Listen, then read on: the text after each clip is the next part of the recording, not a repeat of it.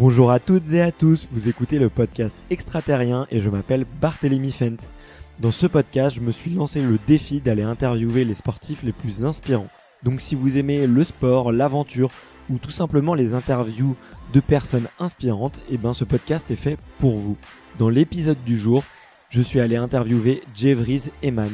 Jevriz Eman est tout simplement 3 fois championne du monde de judo dans la catégorie moins 70 et moins 63 kg, puisqu'elle a changé de catégorie durant sa carrière.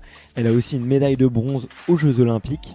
Aujourd'hui, elle s'investit énormément pour les jeunes puisqu'elle les aide à trouver leur parcours professionnel au sein de l'INSEP. Et c'est aussi une personne que j'ai beaucoup aimée puisqu'elle s'est ouverte, elle a avoué ses difficultés, comme elle le dira dans le podcast, c'est une travailleuse. Et elle a vraiment mis toutes les chances de son côté avec des outils de développement personnel, notamment d'écriture et de visualisation, de réalisation de ses objectifs.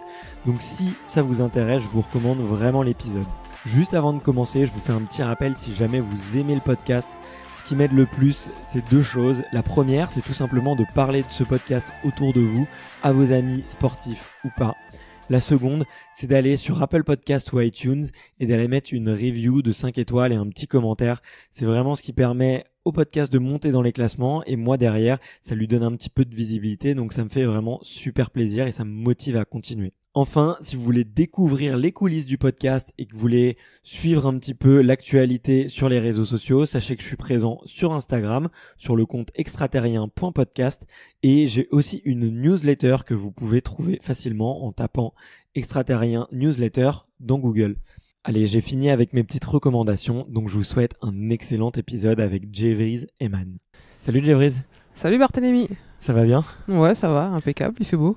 Ah ouais, nickel. Mais merci beaucoup en tout cas pour ce petit cadeau que tu me fais de venir à l'INSEP. C'est toujours un grand plaisir. Écoute, de rien.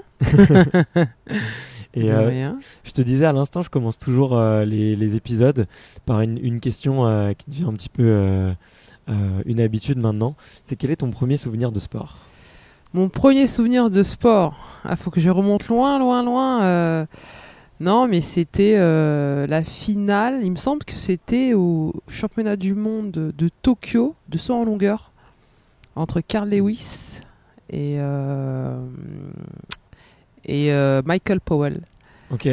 Et j'avais été, ouais, voilà, c'était une finale qui était magnifique et j'avais été très impressionné par la capacité à se dépasser et aller au bout de soi-même.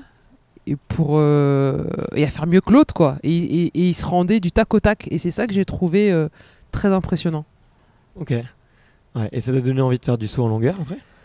Non, pas du tout. Pas donné envie de faire du saut en longueur. Mais voilà, c'est quelque chose après que j'ai gardé et que j'ai retrouvé sur d'autres compétitions en observant d'autres sportifs et sportives et après moi quand j'ai décidé de faire du sport de haut niveau bien sûr, mais en fait j'étais jeune mais ça m'avait déjà bien impacté. Ok. Déjà bien impacté, ouais. En plus c'était un super beau duel, enfin eux ils se sont fait une compétition pendant des années et des années. Oui. En plus même à la fin ils ont eu des paroles pas très sympas l'un pour l'autre je crois. C'est vrai. Mais en tout cas sportivement ce jour-là c'était incroyable. Ouais.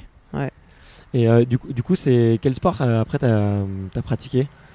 Moi, j'ai pratiqué la danse quand j'étais jeune. Après, j'ai fait de la musique, j'ai fait du piano.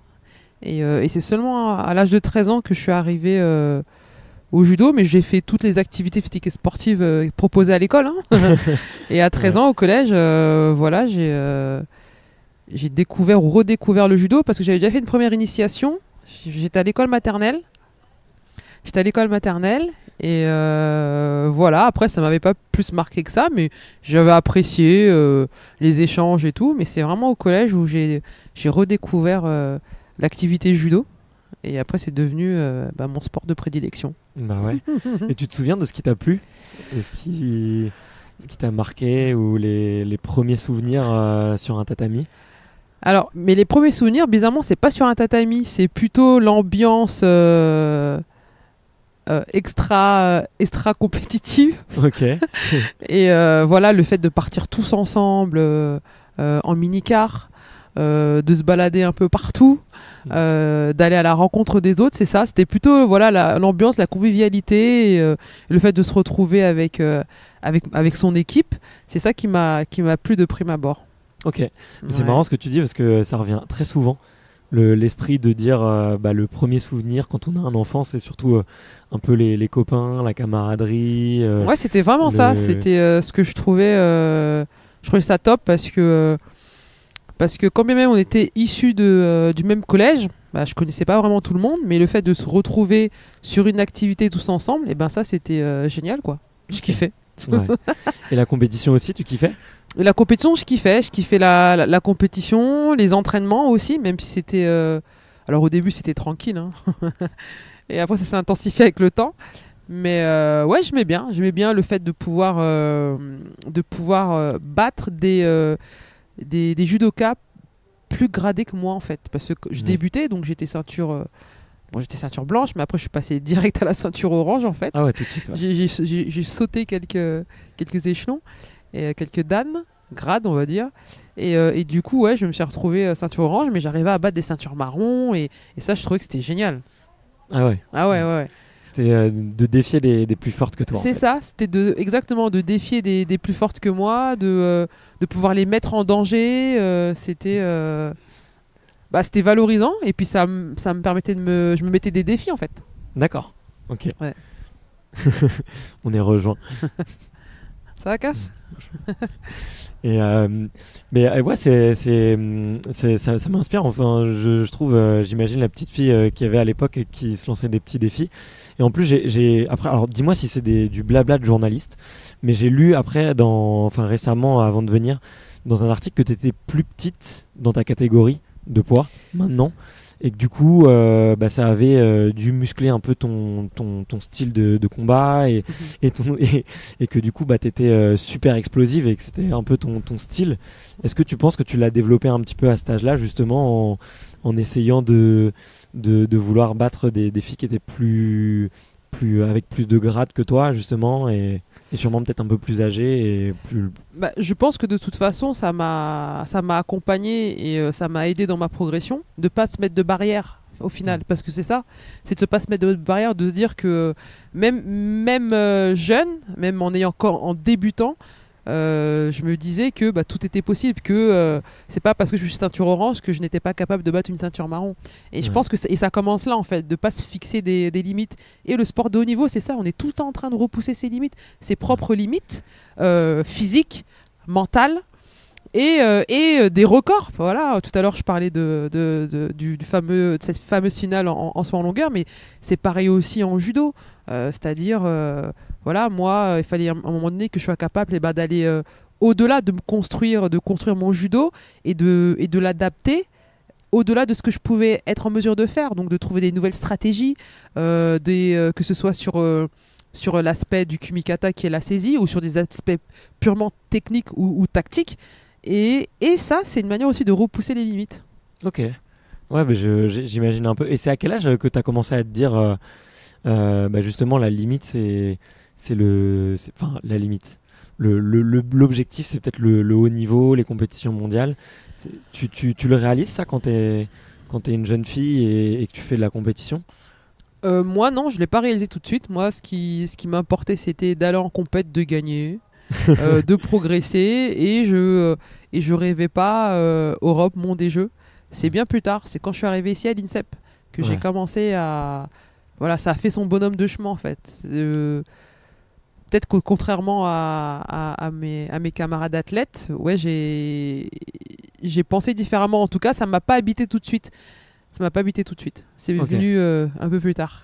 Du coup, c'est un peu l'INSEP qui t'a aidé un peu à me construire en tant qu'athlète, oui. Ouais, peut-être. Oui. Et t'es arrivé à quel âge? Vers 18 ans, c'est ça? Moi, je suis arrivé à l'INSEP, oui, j'avais 18 ans. Okay. J'ai bien bossé. J'ai bien fait les calculs. J'avais 18 ans, j'étais jeune, 18 ans. Bon, maintenant, il y en a qui rentrent plus jeunes, hein. Mais ouais, je suis arrivé à l'âge de 18 ans, tout à fait. Et ça t'a fait quoi d'ailleurs d'arriver ici avec tous ces champions, toutes ces photos d'athlètes, tous médaillés. En plus, il y a énormément de monde. Enfin, moi, la première fois que je suis arrivé, je me sentais comme une fourmi. Disney.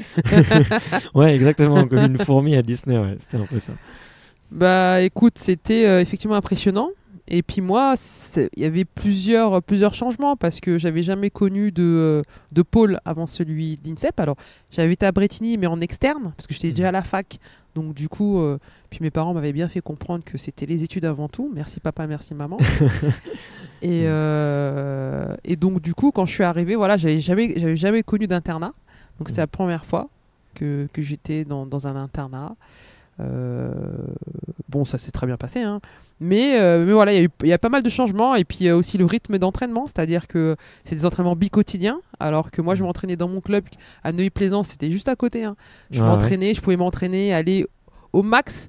Je pouvais faire 4 entraînements par semaine. Alors quand vous passez de 4 par semaine maximum à 2 par jour, là ça fait bizarre. Ouais. Là ça cogne, et qui plus est avec aussi la charge de formation. Moi, j'étais à la fac, donc j'avais une charge universitaire qui était importante. Donc, il fallait que je puisse combiner tout ça.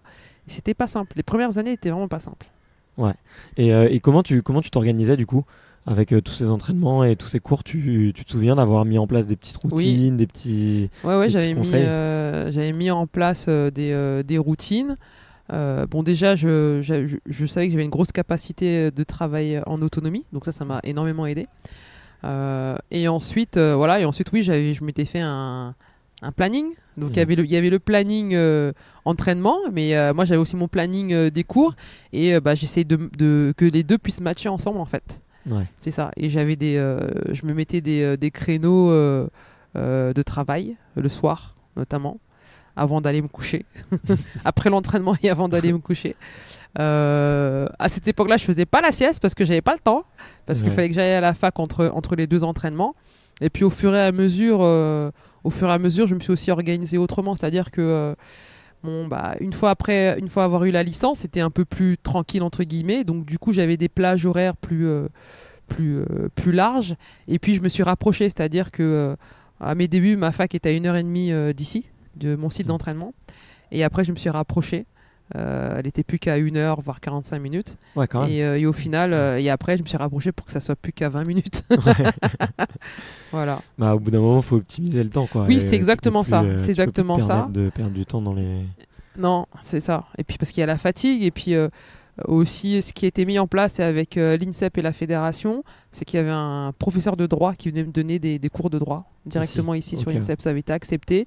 Et j'avais meulé parce que je m'en sortais plus, et puis les entraîneurs avaient été à l'écoute, donc ça alors que bon, on pourrait penser que certains ne le sont pas, mais en tout cas moi dans mon cas, ils ont été vraiment à l'écoute, et parce que aussi j'ai pas laissé le choix, c'est-à-dire que non, moi je veux terminer mes études, et moi c'est mon équilibre, donc si vous me donnez la possibilité, eh bien à la fois d'être performante sur le tapis et de l'être aussi dans mes études, il n'y a aucun problème. Et donc c'est la solution qui avait été trouvée, payée en partie par mes parents et en partie par la fédération. Donc ça, c'était un accompagnement individualisé, personnalisé.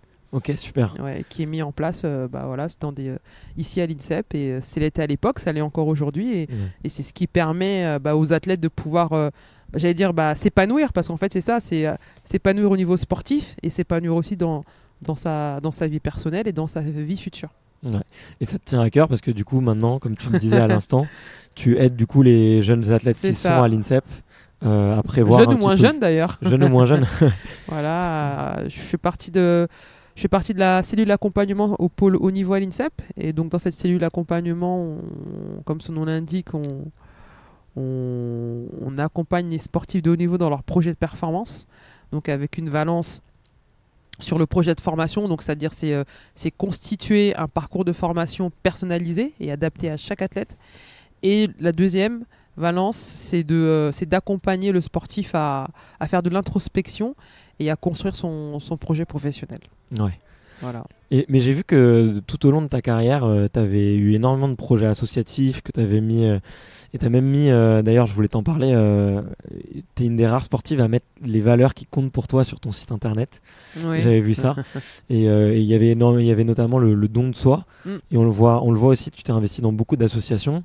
Là, tu t'es investi pour les jeunes. Qu'est-ce que ça représente tout ça pour toi, le fait de redonner effectivement de ton expérience, de ton temps? J'ai envie de dire, c'est aussi un juste retour des choses, mais c'est parce que pour moi, je suis convaincu que ça participe à la performance en fait. Et le fait de donner de sa personne, ça peut permettre de débloquer certaines situations et ça peut insuffler, inciter, et que ce soit au sein d'associations ou auprès de sportifs de très haut niveau. Et en fait, c'est la même chose. Et c'est de l'humain, parce qu'avant tout, c'est de l'humain. Ouais. Ok. Et là, du coup, tu continues un petit peu à t'investir dans des projets associatifs à côté? Je continue, notamment avec l'association Les Enfants du Jardin, dont je suis la marraine, donc qui est une association qui accompagne les enfants qui sont atteints de maladies du métabolisme. Ouais. Ce sont des maladies génétiques. En fait, ils ont du mal à assimiler notamment la protéine. Ils sont suivis par ce qu'on appelle un régime hypoprotidique, donc avec des compléments alimentaires bien spécifiques. Et ils peuvent... en fait, ils s'alimentent principalement de fruits et de légumes. Et à côté de ça, ils ont des compléments alimentaires pour pouvoir rééquilibrer tout ça. Et ouais, c'est pas simple à vivre au quotidien quand on est un enfant malade déjà, mais c'est pas simple aussi pour la famille, pour les frères et sœurs. Donc l'idée vraiment de l'association, c'est une association qui est familiale, donc c'est de faire au mieux pour ces enfants, pour ces familles, et à la fois être à l'écoute, parce que voilà, lorsque vous avez un enfant qui est malade, ça vous tombe dessus comme ça, c'est pas simple à gérer. Et on peut aussi servir de personnes relais, de personnes ressources auprès des hôpitaux notamment, ou de la pharmacie centrale. Et on organise des week-ends régionaux une fois par an, et des activités pour permettre aux enfants de sortir un peu de leur quotidien, à la fois de rencontrer des enfants qui ont aussi une maladie qui s'apparente à la leur, mais ça leur permet aussi de pouvoir faire autre chose, des activités sportives ou culturelles, et d'être un peu déconnecté de ce qui se peut vivre au quotidien. Bon bah écoute, en tout cas je te demanderai les petites coordonnées après pour que je puisse les mettre dans les liens de l'épisode, parce que ça serait bien que les gens puissent regarder, et en tout cas tu donnes envie un peu de le voir. Et je me demandais quelle était justement pour une association comme celle-ci, quelle était un petit peu la force et les bénéfices d'avoir une personne comme toi qui les accompagne, qui leur donne de la visibilité. J'imagine il y a beaucoup de visibilité, il y a aussi un petit peu d'écoute et de l'impact un peu médiatique, mais qu'est-ce que ça leur apporte d'avoir une sportive de haut niveau en tant que marraine? Alors il y a ça, il y a la visibilité, mais je pense que ça va au-delà. C'est aussi tout à l'heure tu parlais de dépassement de soi, et c'est aussi ça, je pense. Alors moi, dans le domaine qui est le mien, le domaine sportif, mais de se dépasser, et le don de soi aussi. Donc et le fait malgré une situation difficile, d'aller puiser au fond de soi-même pour trouver les ressources pour avancer. Et je pense que c'est ça le message qui est recherché par l'association, et ce qu'ils veulent insuffler aux enfants. C'est-à-dire que voilà, toujours cette volonté d'aller de l'avant, d'avancer malgré la maladie, malgré les difficultés, malgré le fait d'être à l'hôpital toutes les semaines, parce qu'il y en a des enfants qui sont à l'hôpital toutes les semaines, c'est pas drôle. Donc je pense que c'est ça, et puis oui, de l'écoute, et puis aussi de voir autre chose. Ouais. C'est-à-dire voilà, le monde du sport, des activités physiques et sportives. Et par exemple à Londres, lorsque j'ai fait les Jeux, en fait j'avais organisé, on organise pas mal de projets, mais là ça me tenait à cœur, c'était d'emmener les enfants aux Jeux Olympiques à Londres.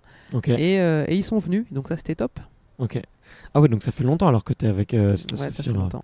Ok, félicitations en tout cas pour félicitations à eux, ils me supportent Non, ça se passe bien. Et il y a d'autres projets en cours, et j'espère qu'ils verront le jour. Bon bah ce serait bien. Ouais, mais c'est tout le mal que je te souhaite en tout cas. Mais c'est marrant parce que tu vois, j'en parlais avec Marie-Amélie Le Fur, et elle me disait juste le fait de de leur montrer que c'est possible, de montrer à des enfants que c'est possible, que ça existe, que c'est pas juste derrière un sportif de haut niveau, c'est pas juste derrière un écran, c'est pas juste sur une photo. Tu vois, rien que ça donne énormément d'espoir, et Exactement. le fait de mettre du contact physique et du lien, donc C'est ça. je trouve ça très beau en tout cas. Bravo, et championne du monde pour ça. Attends, j'ai un petit problème de micro, je crois. Ah, c'est bon. Ouais, et je fais un petit peu, du coup, un petit saut en arrière sur ta carrière de sportive. T'as eu un super palmarès. Et je voulais savoir un petit peu, c'est un peu le but aussi de ce podcast, c'est de comprendre à quel moment tu as eu le déclic et quel moment tu as eu l'envie, comment tu l'as construit, et de comprendre un petit peu comment est-ce que tu y es arrivé. Et du coup, je voulais savoir un petit peu, entre ton arrivée à l'INSEP et tes premiers titres internationaux, tu as dit que c'était très dur, qu'il y avait énormément de boulot. Ouais. Qu'est-ce qui t'a fait tenir et qu'est-ce qui te motivait au-dessus de tout? Ce qui m'a fait tenir, c'est l'envie de ne pas lâcher, parce que je suis quelqu'un qui ne baisse pas les bras facilement, au final. Et puis de se dire aussi, voilà, et puis le rêve en fait. Le rêve, c'est-à-dire le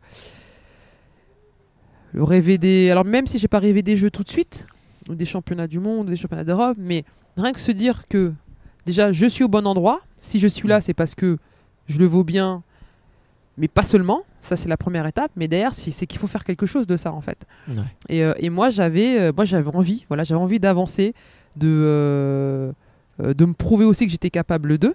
Donc ça c'est l'ego qui parle, mais j'ai envie de dire de l'ego bien placé, au final. Et c'est ce qui m'a porté, ce qui m'a permis de tenir. Et même si c'était difficile, parce que j'étais pas douée à la base, je suis pas quelqu'un de doué. Moi je suis une travailleuse, je suis pas quelqu'un de doué. Je travaille, c'est en faisant, en travaillant, en étant dans l'action que je progresse et que je me réalise. Et donc ça m'a demandé beaucoup d'investissement sur le tatami, mais aussi en dehors. Quand je dis en dehors, c'est tout ce qui a trait à la performance. Parce qu'entre lorsque je suis arrivé en 2001 à l'INSEP et mes premiers titres, même mon premier podium international, il y en a eu du temps. Oui, c'est passé plusieurs années. Il y a eu du temps, il y a eu 2, voire même 3 ans, donc, voire plus. Donc du coup, voilà, il faut tenir, faut pas lâcher, faut rester motivé. Et je pense que j'ai bien fait, non? Bah oui. Bah, bien sûr. J'ai bien fait. Et tu parlais de déclic, et j'en ai eu un... Il y en a eu plusieurs, mais moi je fonctionne par étapes. Donc c'est-à-dire que, ok Jeff, tu vas être championne du monde, très bien. Par où tu passes? Qu'est-ce qu'il faut pour que tu sois championne du monde? Avec qui je dois travailler. Donc tout ça, je prenais une feuille, je mettais en place, hop, moi je vais être championne du monde. Qu'est-ce qu'il faut faire? Faut que je sois la numéro 1 française. Pour être la numéro 1 française, qu'est-ce que ça veut dire? Faut que je sois championne de France. Donc en fait, j'avais mis comme ça des étapes pour moi à valider, et à chaque étape validée, ça me permettait de dire, ok, là, en gros, tu es compétente pour aller à l'étape au-dessus. Et c'est comme ça que j'ai fonctionné, et j'ai continué à fonctionner comme ça jusqu'à la fin de ma carrière. Et j'ai eu des déclics, et notamment au tournoi de Paris, le premier tournoi de Paris que je fais en 2003. Je ne dois pas faire le tournoi de Paris. Je me suis planté aux France, je fais 7. Derrière, il y a une poule de sélection, ici à l'INSEP. Je me plante à la poule de sélection. J'étais quand même sélectionné sur le tournoi de Bulgarie. C'était mon premier podium, donc déjà j'étais hyper contente. Mais la semaine d'après, il y a le tournoi de Paris, mais je ne fais pas le tournoi de Paris. Mais pour moi, bon voilà, c'est pas grave. Sauf que la titulaire, l'une des titulaires au tournoi de Paris se blesse. Et qui rentre? C'est moi qui rentre, parce que j'étais remplaçante, la première remplaçante. Donc c'est moi qui rentre. Et je fais 3 au tournoi de Paris. Et là, je me suis dit, c'est bon, t'es au bon endroit au bon moment. Maintenant je peux y aller, quoi. Donc ça a permis de valider tout ce qui avait été fait en amont. Et surtout de me dire que moi aussi j'étais capable d'eux. Parce que quand tu vois les autres rentrer avec les médailles, tu te dis, ah ouais, c'est cool, c'est bien. Mais toi, là, tu vas quand? T'attends ton tour, en fait. C'est quand mon tour? Et en fait, voilà, j'ai réussi à saisir l'opportunité. Ouais, le jour où tu as eu ta chance, tu l'as saisi tout de suite. C'est ça. Et le travail que tu avais fait avant a porté ses fruits, quoi. Oui, ça portait ses fruits à ce moment-là. Et en fait, le tournoi de Paris de 2003, ça a été ma compétition de référence. Parce que c'est là où j'ai eu le déclic. Ça a toujours été ma compétition de référence. Et ce qui signifie que même pendant les périodes de doute, où j'étais pas bien, et même en tant que championne du monde, eh bien à chaque fois, j'essaie de me remettre dans le même état d'esprit que sur cette compétition. Parce que j'étais jeune, certes, mais je me prenais pas la tête. J'étais péchu, j'étais déterminé, enthousiaste. Enfin voilà, il y avait plein de choses comme ça qui m'ont permis d'être bien sur cette compétition. Et ben, j'ai essayé de retrouver ça tout le temps, tout au long de ma carrière, avec cette insouciance là du premier tournoi de Paris. Ok, d'accord. Ouais. Mais c'est marrant d'avoir un souvenir après comme ça qui te reste pendant longtemps et que tu vas réutiliser après tout au long de ta carrière. C'est grâce à un coach qui t'a dit de réutiliser ce moment-là. Tu t'es fait accompagner justement pour je me suis fait un peu cette phase de visualisation, on va dire. Ouais.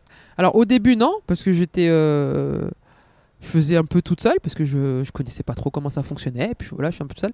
Mais après oui, en discutant, en échangeant déjà avec les copines de l'équipe de France, et en échangeant avec mes différents entraîneurs. Et puis après, j'ai aussi changé de club à un moment donné, donc je suis passé dans un club de haut niveau. Et c'est là aussi, en 2005. Et là aussi, ça fait partie d'une des grosses étapes de ma carrière, où là, voilà, j'ai commencé à devenir une athlète de très haut niveau. Bah ouais. Et je voulais te demander, une fois qu'on arrive championne du monde en judo, alors certes tu pourras me dire il y a les JO, mais comment est-ce qu'on fait pour se remotiver à avoir une carrière longue? Parce que toi, moi ce que je trouve admirable dans ta carrière, c'est que tu as combattu pendant très longtemps. Ouais. Et on sentait que tu aimais ça, que tu étais une passionnée. Comment t'expliques un petit peu cette longévité et cette constance aussi? J'ai envie de dire, c'était ce qui m'a fait avancer et tenir, c'est le rêve olympique. J'ai toujours, c'est ça en fait qui m'a permis d'avancer à la recherche de l'or olympique.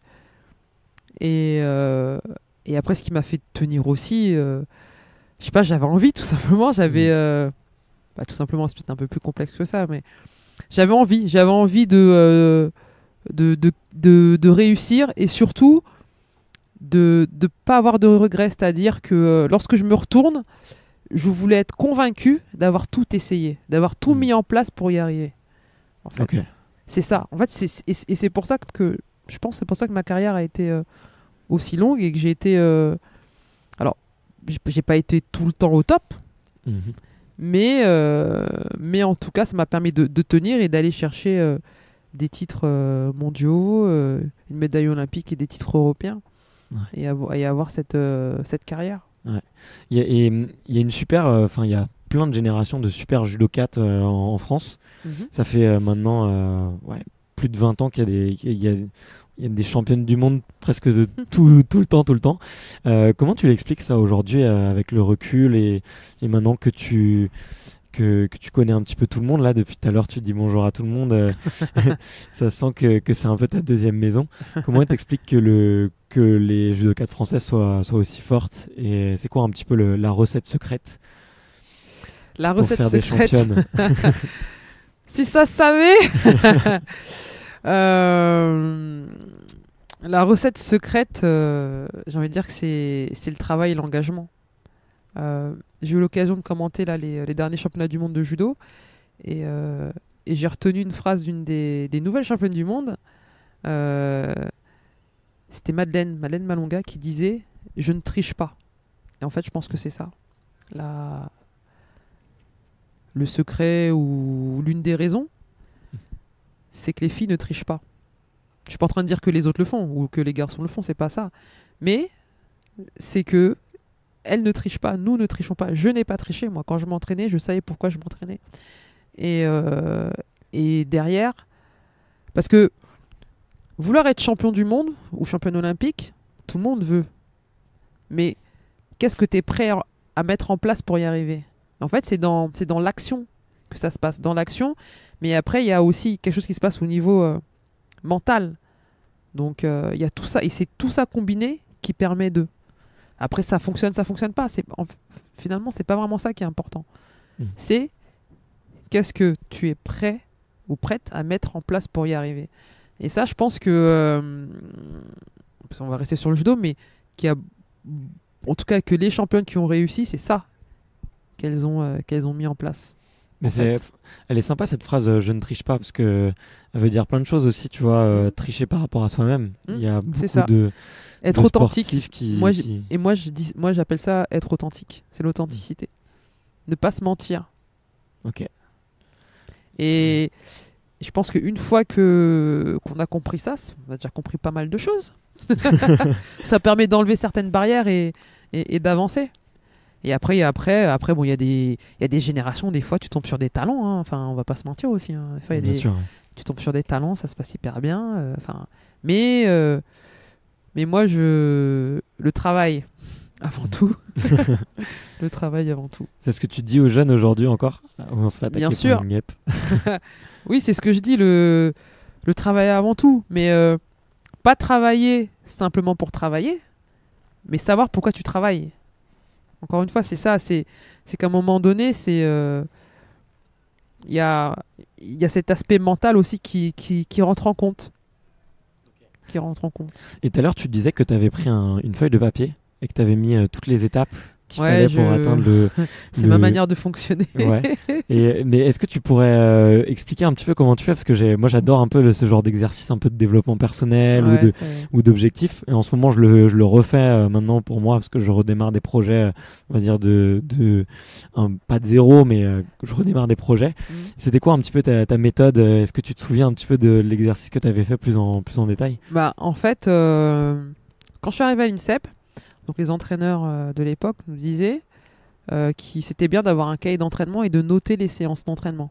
Ouais. Donc moi je fais, on me dit je fais, hein. Je faisais, mais je faisais pas que noter les séances d'entraînement en fait. C'est-à-dire que dans ce cahier d'entraînement là, je notais mes ressentis, tout ce qui se passait, je notais. Si j'étais bien à la séance, si j'étais pas bien, est-ce que j'ai pleuré, est-ce que j'ai pas pleuré, pourquoi est-ce que j'ai pleuré, dans quel état j'étais, à la compétition, comment ça s'est passé, etc., etc. Et en fait, il y avait des mots-clés. Et ces mots-clés-là, je les entourais.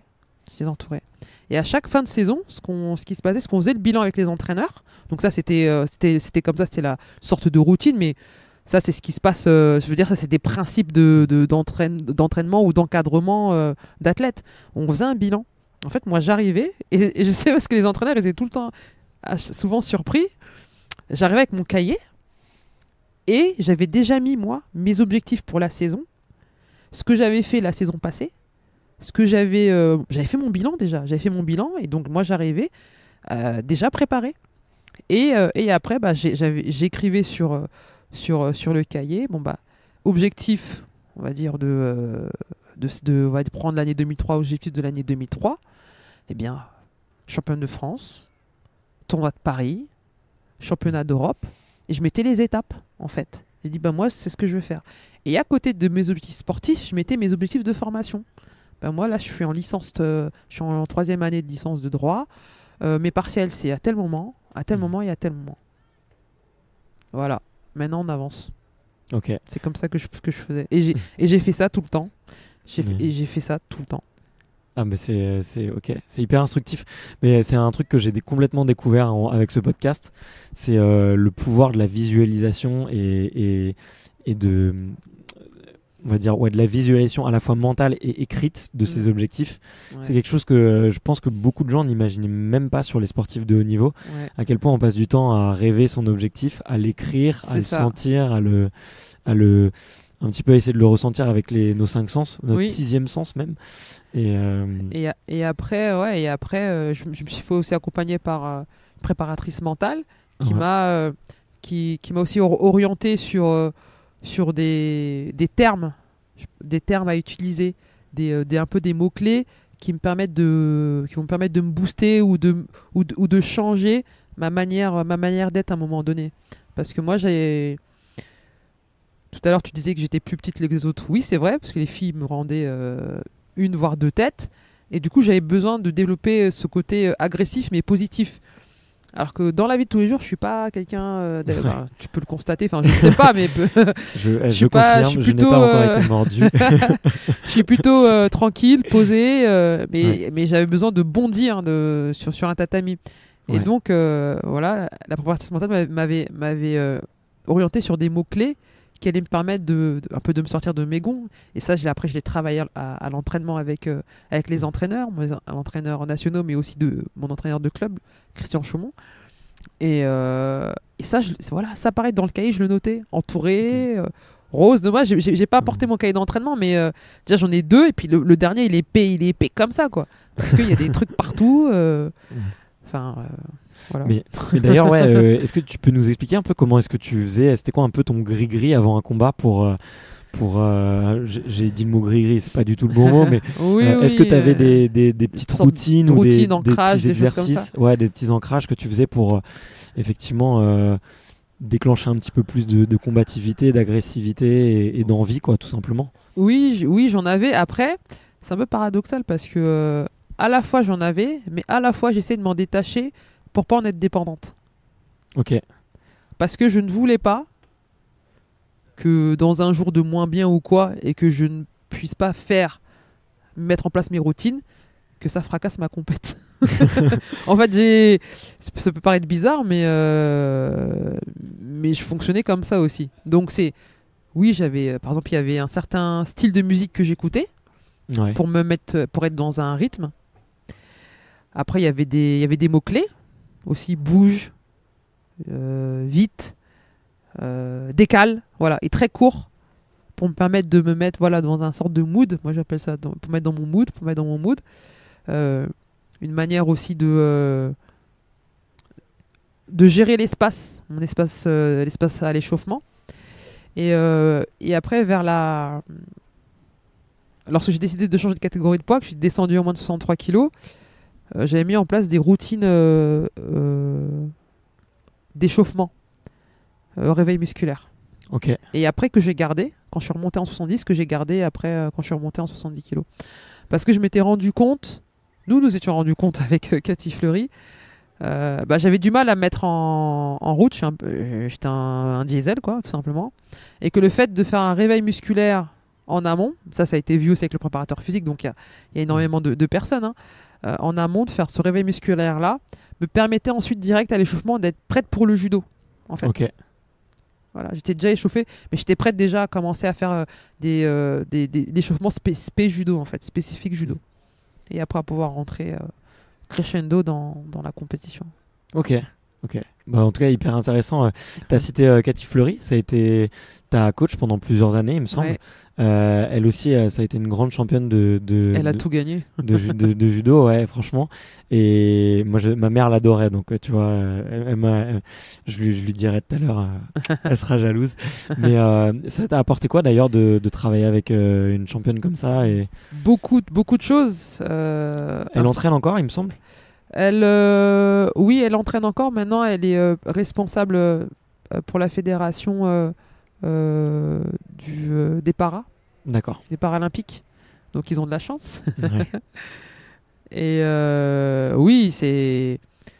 déjà, c'est en termes de... Tu vois, tout à l'heure, on parlait de détermination. Mais Cathy, c'est... détermination x 38, quoi. Donc déjà moi ça m'a aussi beaucoup apporté. Et puis le fait qu'elle ait tout gagné aussi, mais c'est pas seulement la victoire, c'est dans ce qu'elle a été capable à un moment donné de m'apporter et d'être à l'écoute de qui j'étais pour pouvoir activer les bons boutons, si je peux dire. Et ça, oui, ça m'a été très bénéfique et notamment dans cette quête de changement de rythme et dans cette quête d'agressivité, parce que ça a été un travail et on en a mis du temps avant que j'arrive avant que j'arrive sur mes premiers combats en mode lion et que ça ne bouge pas. On en a mis du temps, mais aussi parce que Cathy, c'est une forte personnalité. À un moment donné, cette forte personnalité m'a empêché d'avancer à un moment donné. Et donc du coup, et c'est là où pour moi c'est vraiment un grand entraîneur parce qu'elle a entendu, parce que je suis allé la voir, on a discuté, on a échangé, et du coup elle a compris, elle a entendu, et j'ai changé d'entraîneur à ce moment-là, et elle a pas mal vécu, bien au contraire. Ouais. Et moi ça c'est une grande qualité que j'ai trouvé chez Cathy. C'est-à-dire capable d'être à l'écoute de l'athlète qu'elle accompagne et d'entendre ma requête à ce moment-là. Et quand j'ai été la rechercher, quand je suis remontée de catégorie de poids, elle a aussi accepté. Et je pense que c'est ça, c'est que la confiance qui est installée, et moi je pense que c'est primordial. C'est primordial dans une relation. C'est que de l'humain en fait. Hein. Bien sûr. C'est énormément d'humain. Donc beaucoup de respect, de confiance. Et avec tous mes entraîneurs d'ailleurs, j'ai toujours fonctionné comme ça. Authenticité, respect et confiance. Voilà, Christian Chaumont, Martine Dupont, Yves Delvin, Cécile Novak, Cathy Fleury. Ok, merci de les avoir cités. En tout cas, c'est cool de leur rendre hommage. Le temps file et tu m'as dit que tu étais un petit peu pressé. Ouais, et puis on parle beaucoup. Faut que j'aille voir mon papa après, c'est pour ça. Ok, alors j'aborde juste les 2-3 questions de la fin. Il y a une question que j'aime bien demander. Si tu pouvais revenir quelques années en arrière et voir Jay Vries quand elle passait pour la première fois la porte de l'INSEP, et que tu pouvais être une petite mouche, ça ressemblait pas à ça, ou une petite abeille, et si tu pouvais te mettre sur ton épaule et te donner un petit conseil, ça serait quoi à l'époque? Un petit conseil, ce serait, c'est quelque chose que je n'ai pas fait ou quoi, ou rien à voir, enfin je sais pas. Non, ça peut être un petit conseil que tu te donnais quand à 18 ans, si tu pouvais à 18 ans, un petit conseil. Ou sinon, non, tu sais quoi, si aujourd'hui il y a une jeune fille qui arrive et c'est son premier jour à l'INSEP et elle te dit je veux être championne du monde de judo, qu'est-ce que tu lui dis? Mais en fait, je me dirais déjà à moi-même, ose, parce qu'au final ce n'est que ça, le sport de très haut niveau. C'est oser repousser ses limites, oser s'engager, oser faire des choix, même si ça peut aller à l'encontre de ce qui se fait d'habitude, tout en respectant toutes les règles. Hein. C'est pas faire des trucs interdits, hein, bien sûr. Mais ouais, oser. Je pense que c'est ça. Je lui dirais à la petite jureuse ou à une jeune ou à un jeune athlète qui rentrerait à l'INSEP. Ok, trop cool. Je retiens le conseil. Est-ce que tu as un livre, un film ou une musique à recommander en ce moment qui t'a marqué ces derniers temps? C'est vrai que je lis pas mal, mais en ce moment je lis plutôt des livres sur l'accompagnement et le coaching parce que c'est mon métier aujourd'hui. D'ailleurs, est-ce que t'as un bon livre à ce sujet celui que je lis en ce moment, c'est vrai qu'il est pas mal. Il y avait le coaching de Whitemore qui est assez intéressant. Mais il y a un livre qui m'a marqué quand j'étais jeune. C'était J'irai cracher sur vos tombes de Boris Vian. Ce livre m'a marqué. Je l'ai lu, j'avais quoi, je sais pas, j'avais 12 ans, quelque chose comme ça. Et il m'a marqué. Et d'ailleurs, j'ai envie de le relire. Je sais pas pourquoi, mais bon. Non, il m'a vraiment marqué. Je l'ai dans ma bibliothèque. Je reviens, je te le donne. Il m'a marqué et ça m'a permis aussi de connaître, ou en tout cas d'avoir un autre regard sur le monde aussi. Ouais. Alors, si je me souviens bien de l'histoire, c'est un jeune noir américain. C'est ça. Pendant la période de la ségrégation. Ouais. Et on raconte pas la fin parce on raconte pas la fin parce qu'il faut le lire. Il faut le lire et c'est un très beau livre. Et c'est un très beau livre et vraiment je le conseille. Et quand on voit aussi ce qui se passe dans le monde, et voilà. Ok. Petit mot de la fin. Quels sont, si tu veux, quel est le prochain sportif que tu aimerais bien écouter sur ce podcast? Ah, ça c'est intéressant ça. J'aimerais bien, pourquoi pas Charles Leclerc, tiens. Parce qu'en fait, alors c'est pas que, disons que les sports automobiles, ce sont des sports que je connais pas du tout. D'accord. Et je trouve ça assez impressionnant, cette capacité à se mettre en danger. Parce que c'est quand même l'auto qui prend à un moment donné les commandes, même si le pilote est là et tout. Et en fait, ouais, j'aimerais bien. Ok. Donc tu te débrouilles. je prends note. Bon, je peux en dire un autre ou une autre? Vas-y, Et vas-y. Serena Williams, parce que je la trouve tout simplement extraordinaire. Bah écoute, j'aimerais beaucoup Serena Williams pour avoir fait du tennis. Je pense que c'est Ah oui, la plus grande championne de tous alors les là, temps. tu parlais de longévité tout à l'heure, mais Ouais. elle, c'est incroyable. Ouais, courage. Et puis, tellement de choses, tellement le combat qu'elle incarne, le style qu'elle incarne, C'est ça. la maternité, plein de choses. Donc, écoute, j'adorais. Donc, je vais me lancer le défi personnel d'aller à sa rencontre. Ouais, ce serait cool. Un petit mot de la fin pour terminer?